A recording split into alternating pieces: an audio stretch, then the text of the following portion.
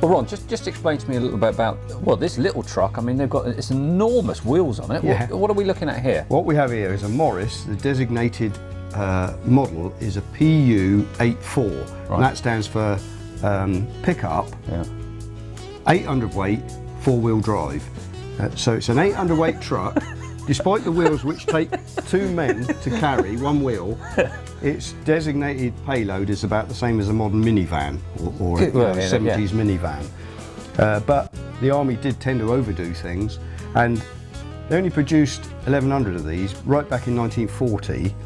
And the age of this one is? This is 1940. This is, this is 1940. I think they started the production in 39, finished in 40. Right. They then realised that they're building a massive, great vehicle with a huge 6-cylinder, 3.5 litre engine and wheels and tyres to carry an 800 weight payload. So these vehicles were more or less replaced by the more prolific 1,500 weight truck. All right. Okay. But I mean, it's a fabulous looking truck, isn't it? I think its ugliness is beautiful. So what markings have we got on this one, Ron? Right, it's the British Expeditionary Forces, the BEF. Oh yeah. So she's marked in Dunkirk period, and this is the 4th Northumberland Fusiliers. Oh right. And I've researched that they had these little 800 weight trucks. Yeah. This. I mean, how many of these do you know of? I only know of one other, and I've researched and found it in America. There is actually a picture of it on the tilt there. Oh yeah. There's another one that's very unloved, sitting in a museum in America.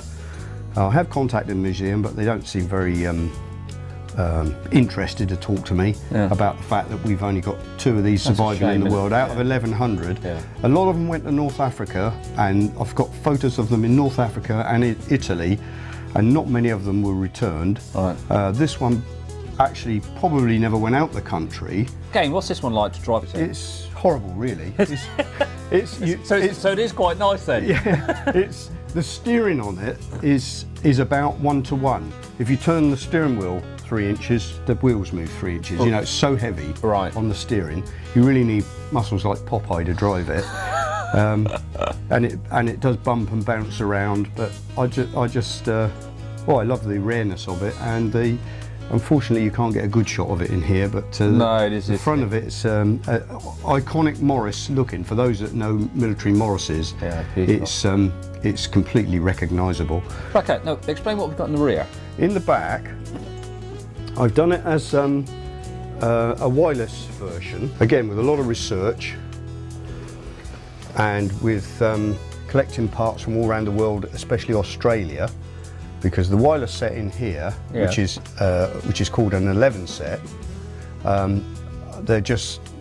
it's pretty well unheard of to find one in England. So that's an Australian-made one, where they generally kept things like that going and long after the war on sheep stations and schools and places out in the outback. Gradually collected the bits and put this operator in here who's known as Private Spoons. Now he has all the equipment on. I see he's got the handset there. Handset, he's got the mic and the Morse key on it strapped to his knee. Oh yes. He's in correct period uniform for the period, which would be 1940. These are wireless boxes and so on in here, and these are all the units for operating telephones and they're nice, aren't they? Spares for the wireless set. And what, it had 2 operators? Or was it just two seats for the single man? It's probably, no, I don't exactly know why there's 2 seats, but that's exactly as they came. There'd probably, well, there'd only be 1 wireless operator at a time. Right. But just a general, I mean, the lorry is now capable of carrying 4 people. You know, 2 in the front, 2 in the back. So, and a lot of these... And a generator set there? Yeah, a little generator set that I found somewhere, and you've got a series of, basically it should have 4 6-volt batteries, so 2 6-volt batteries connected to make 12 volts to power the wireless, and spare batteries at the back with a generator to charge them as required. Oh yes.